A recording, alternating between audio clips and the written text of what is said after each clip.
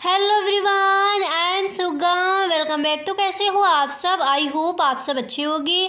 स्वागत है आप सभी का आपके अपने एसपी स्टडी यूट्यूब चैनल पर। तो गाइस, आज हम आपके लिए लेकर आए हैं इकोनॉमिक्स के इम्पोर्टेंट क्वेश्चन, जो आपके लॉन्ग आंसर हैं वो कौन कौन से आपके इम्पोर्टेंट हैं वो हम आपको इस वीडियो में बताने वाले हैं। तो आप वीडियो एंड तक देखें, वीडियो को आप बिल्कुल भी स्किप ना करें, ठीक है।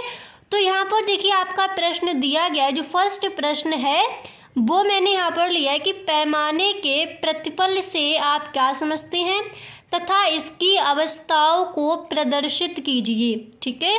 और देखिए, जो इकोनॉमिक्स का आपका फर्स्ट चैप्टर है, सेकंड चैप्टर है और जो आपका थर्ड चैप्टर है एंड आपका जो फोर्थ चैप्टर है, वो सारे चैप्टर्स आपको हम पढ़ा चुके हैं। अगर आपने वो वीडियो नहीं देखी है तो डिस्क्रिप्शन बॉक्स में लिंक गिवन है, वहाँ से आप देख सकते हो, ओके।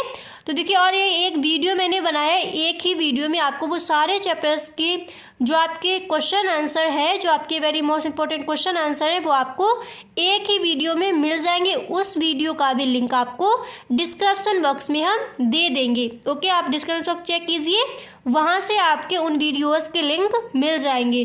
तो यहाँ पर आज हम आपको बताएंगे जो आपके इकोनॉमिक्स से इम्पोर्टेंट क्वेश्चन है लॉन्ग आंसर, वो इस वीडियो हम आपको बताने वाले हैं।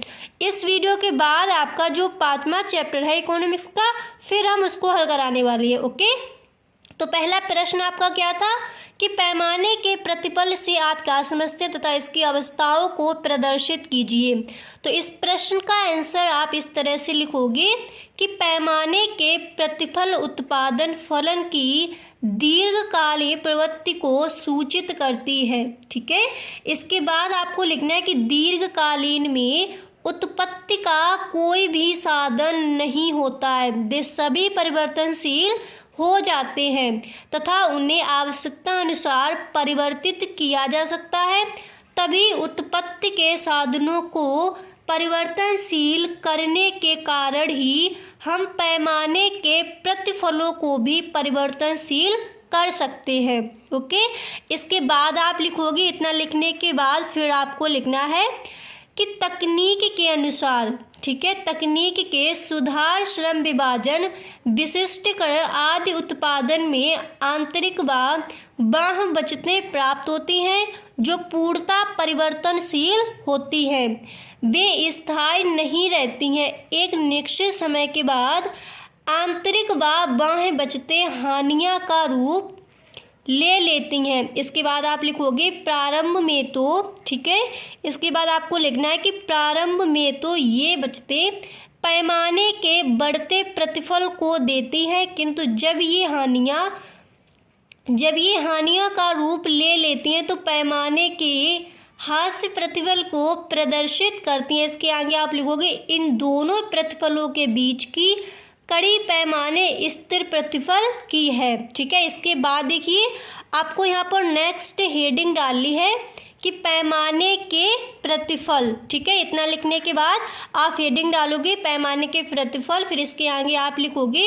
और आपको ध्यान रखना है कि जो आपका लॉन्ग आंसर है वो आपको विस्तृत में ही याद करना है, थोड़ा बड़ा करके आप याद करोगे। अगर आप बोर्ड एग्जाम में जब आप लिखने बैठोगे, वहाँ पर आप एक दो लाइनें भूल भी जाओ तो फिर उससे आपकी जो आपका आंसर उस पर ज़्यादा फर्क ना पड़े, ठीक है। एग्जामिनर आपको फुल मार्क्स ही देकर जाए, तो आपको थोड़ा बड़ा करके ही याद करना है। तो जो आपके विस्तृत उत्तरीय प्रश्न है वो मैं आपको थोड़ा बड़ा करके ही बता रही हूँ, ठीक है।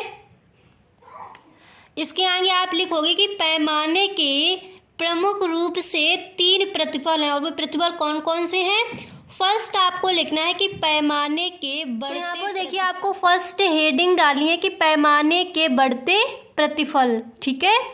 फिर आप इसमें लिखोगे कि इसमें पैमाने की बचतें अधिक होती हैं पैमाने की हानियों से, ठीक है। इसके बाद आपको लिखना है कि साधन अनुपात वृद्धि से उत्पादन वृद्धि अधिक होती है, ओके। इसके बाद देखिए, यहाँ पर आपको नेक्स्ट हेडिंग डालनी है कि पैमाने के स्थिर प्रतिफल, ओके।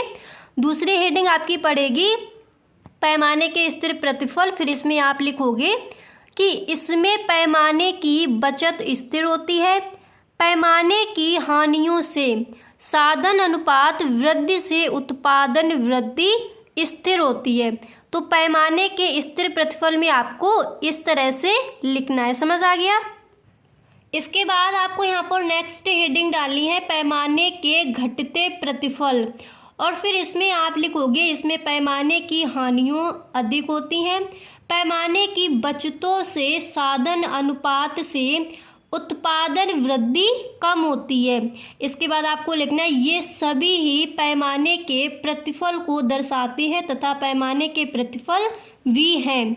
इस तरह से आपको जो आपका तीसरा पॉइंट है उसमें आप इस तरह से लिखोगे। ओके, अब इसके बाद देखिए जो आपका नेक्स्ट प्रश्न है वो मैंने यहाँ पर रखा है। प्रश्न आपका दिया गया कि सीमांत लागत और औसत लागत को परिभाषित कीजिए, रेखा चित्र की सहायता से उनके परस्पर संबंधों को दर्शाइए। ओके, तो यहाँ पर देखिए सबसे फर्स्ट हेडिंग आप डालोगे, सबसे पहले आपको हेडिंग डाली है सीमांत लागत। ओके, फिर इसमें आप लिखोगे किसी वस्तु की एक अतिरिक्त इकाई के उत्पादन से कुल लागत में जो वृद्धि होती है उसे सीमांत लागत कहते हैं। ठीक है, फिर इसके बाद इस तरह से आपको इसका फॉर्मूला लिख देना है। इसके बाद आप लिखोगे औसत लागत। ठीक है, फिर औसत लागत में आपको लिखना है कि कुल लागत को कुल उत्पादित इकाइयों से भाग देने पर, ये प्रश्न मैंने आपको कई बार बताया है और ये प्रश्न इस बार के बोर्ड एग्जाम में आ सकता है, तो इसको अच्छे से तैयार कर लीजिए। औसत लागत में आप लिखोगे कुल लागत को कुल उत्पादित इकाइयों से भाग देने पर जो लागत आती है वही औसत लागत कहलाती है। इसके बाद इस तरह से आपको डायग्राफ बनाना है, इस तरह से आपको इसको ब्रैकेट में बंद कर देना है इसके फॉर्मूले, क्योंकि औसत लागत बराबर कुल लागत अपॉन कुल उत्पादित इकाइयाँ। अब इसके बाद के यहाँ पर आपको नेक्स्ट हेडिंग डालनी होगी कि औसत लागत व सीमांत लागत में संबंध, और फिर आप लिखोगे कि औसत लागत व सीमांत लागत में संबंध निम्नलिखित है जो इस प्रकार है। औसत लागत व सीमांत लागत की गणना कुल लागत द्वारा की जाती है। ओके, फिर देखिए इसके आगे आपको लिखना है, देखिए फिर इसके आगे आप लिखोगे कि जब वक्र से ऊपर से, ठीक है, जब के आगे आपको लिखना है कि जब AC वक्र ऊपर से नीचे की ओर गिरता है। आप चित्र को देखिए, जब AC वक्र ऊपर से नीचे की ओर गिरता है, ठीक है, तब MC वक्र भी वक्र के साथ ही नीचे की ओर गिरता है। आप यहाँ पर देखिए ये आपका MC वक्र है, तो ये देखिए AC वक्र के साथ ही ये भी ऊपर से नीचे की ओर गिरता है।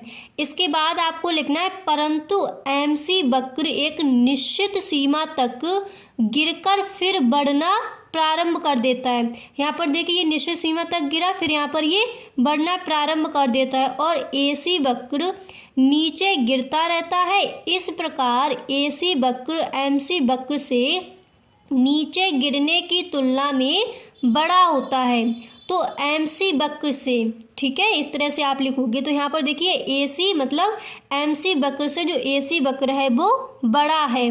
समझ आ गया इतना? फिर देखिए आपको इस तरह से यहाँ पर लिखना है कि जब AC वक्र एक न्यूनतम अक्ष पर होता है तब MC वक्र नीचे से आकार यानी AC वक्र को काटता है। इस प्रकार AC वक्र न्यूनतम अक्ष पर MC वक्र के बराबर होता है। तो फिर यहाँ पर आप लिखोगे कि AC बराबर MC। समझ आ गया? अब इसके बाद देखिए फिर आपको यहाँ पर लिखना है कि जब AC वक्र व MC वक्र दोनों ऊपर की ओर बढ़ना प्रारंभ करते हैं तो AC वक्र की तुलना में MC वक्र 2 गुना तेजी से बढ़ता है। फिर आप लिखोगे कि AC वक्र नीचे रह जाता है, तो MC वक्र से इसलिए बढ़ने की तुलना में AC वक्र MC से छोटा होता है। तो फिर यहाँ पर आप लिखोगे कि AC MC, तो ये MC AC से बड़ा है यहाँ पर, ठीक है। अब इसके बाद देखिए जो आपका अगला प्रश्न है वो मैंने यहाँ पर लिया है कि अनादिमान वक्र से आप क्या समझते हैं, सारणी तथा चित्र की सहायता से समझाइए। अनादिमान वक्र क्या है, अब आप इसको समझिए। तो इस प्रश्न का आंसर आप इस तरह से दोगे कि मार्शल द्वारा प्रतिपादित उपयोगिता विश्लेषण की वैकल्पिक विचारधारा के रूप में हिक्स एवं एलन अर्थशास्त्रियों ने अनादिमान वक्र विश्लेषण की विचारधारा प्रस्तुत की। इसके आगे आपको लिखना है, यह विचारधारा क्रम सूचक दृष्टिकोण पर आधारित है, जिससे उपभोक्ता के व्यवहार का अध्ययन क्रम सूचक प्राथमिकताओं के आधार पर किया जाता है। फिर इसके बाद आप लिखोगे इसके बाद आप लिखोगे इसे इकाइयों के संदर्भ के स्थान पर वरीयता क्रम देकर व्यक्त किया जाता है।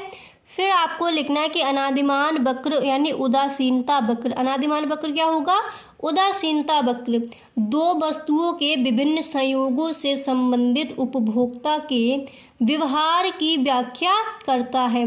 उपभोक्ता व्यवहार को उसकी अनादिमान यानी उदासीनता अनुसूची द्वारा प्रदर्शित किया जाता है। उपभोक्ता को समान संतुष्ट देने वाले दो वस्तुओं के विभिन्न संयोग अनादिमान अनुसूची अथवा उदासीनता अनुसूची अथवा तटस्थता समूह बनाते हैं। ठीक है, इस अनुसूची को फिर आप लिखोगे, इस अनुसूची को ग्राफ के रूप में प्रदर्शित करके अनादिमान वक्र प्राप्त किया जाता है। इसके बाद आप हेडिंग डालोगे परिभाषाएं।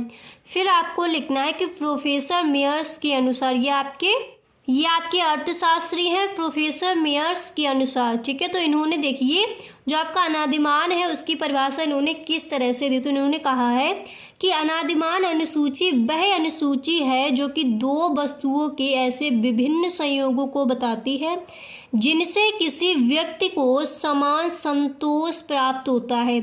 यदि इस अनादिमान अनुसूची को एक रेखा के रूप में दिखाया जाए तो हमें अनादिमान वक्र रेखा प्राप्त हो जाती है।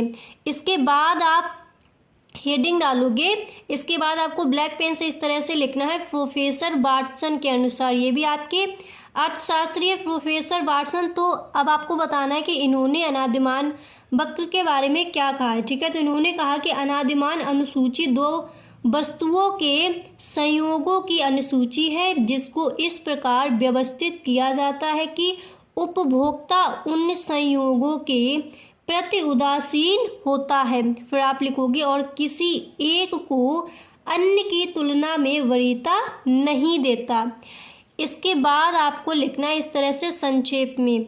फिर आप इस तरह से आपको यहाँ पर इन्वर्टेड कॉमा बिगिन करना है। आप लिखोगे अनादिमान वक्र रेखा का प्रत्येक बिंदु दो वस्तुओं के विभिन्न संयोगों के साथ साथ संतुष्ट के समान स्तर को बताता है और इस रेखा के प्रत्येक बिंदु पर उपभोक्ता तटस्थ रहता है। ओके, तो गाइस आई होप आपको यहाँ तक समझ आ गए होंगे। जितने भी मैंने आपको आज जो आपके विस्तृत उत्तरीय प्रश्न थे उसके मैंने आपको आंसर दिए। आई होप आपको वीडियो पसंद आया होगा। गाइस अगर आपको वीडियो अच्छा लगा है तो इस वीडियो को एक लाइक ज़रूर कर दे। अगर आपको वीडियो पसंद नहीं आया है तो इस वीडियो को आप डिसलाइक करके भी जा सकते हो। Okay, thank you.